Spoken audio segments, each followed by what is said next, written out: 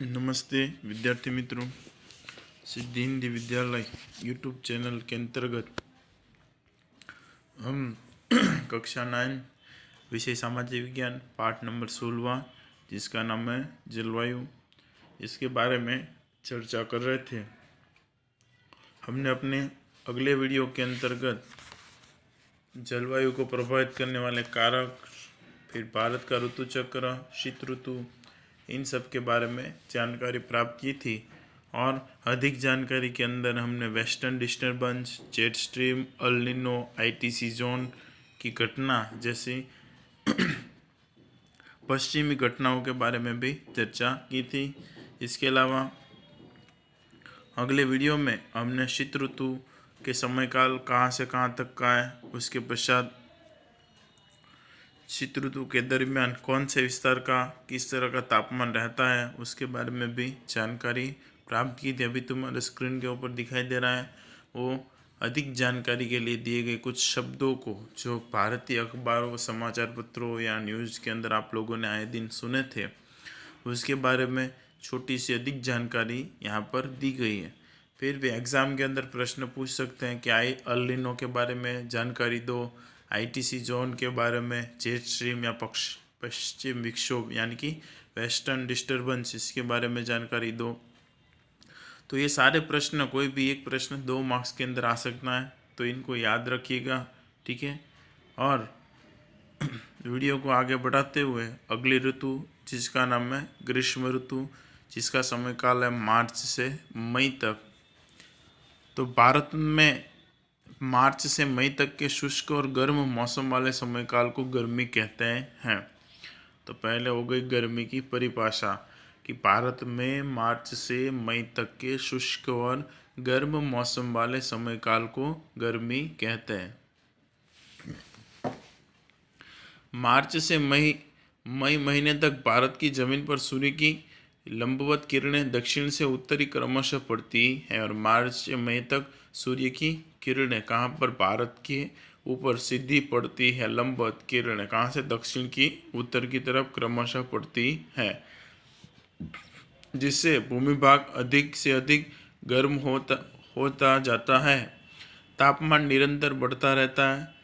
दक्षिण भारत में मार्च महीना सबसे अधिक गर्म होता है, जिसकी वजह से तापमान क्या होता है, निरंतर बढ़ता रहता है।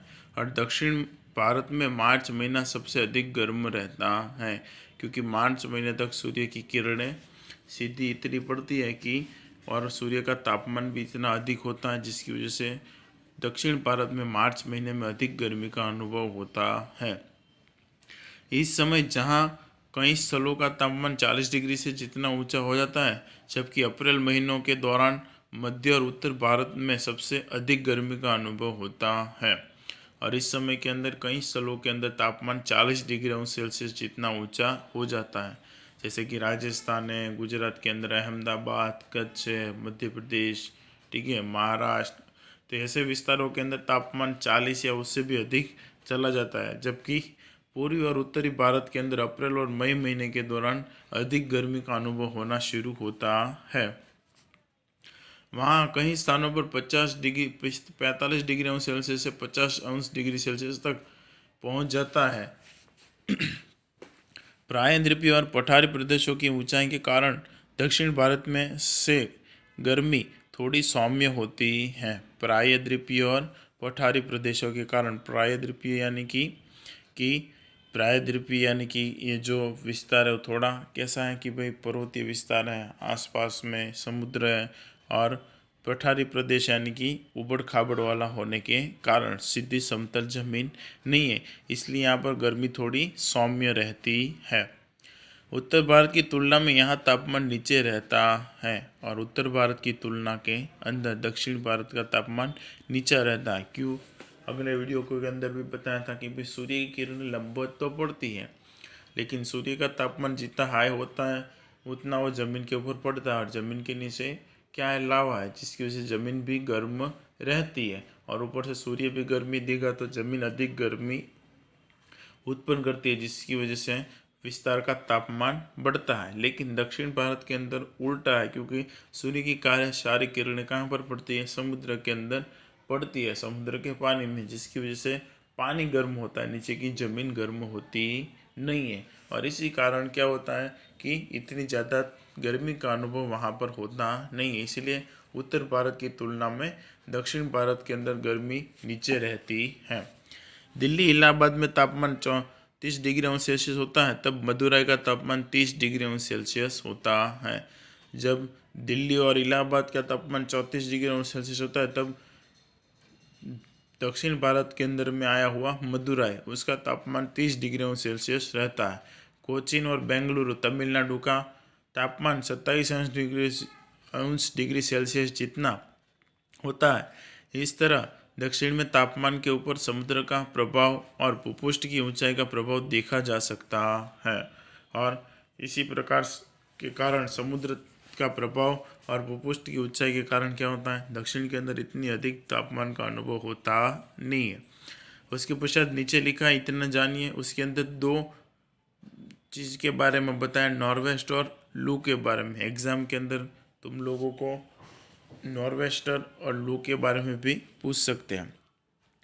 तो उत्तर और पूर्वी भारत के ऊपर हवा का हल्का दबाव पूर्व में बिहार तक फैला होता है। उत्तर और पूर्वी भारत के ऊपर हवा का हल्का दबाव पूर्व में बिहार तक फैला होता है, जिसके कारण झारखंड और उत्तर उड़ीसा के पठारी प्रदेशीय क्षेत्र कभी कभी अत्यंत गर्म हो जाते हैं, तब उसे नॉर्वेस्टर कहते हैं।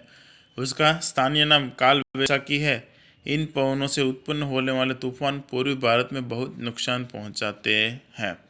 और उसको नॉर्वेस्टर को कौन से विस्तार के अंदर उत्तर ओडिशा और झारखंड के और पठारी प्रदेशों के अंदर किस नाम से जाना जाता है, काल वैसाखी के नाम से भी जाना जाता है।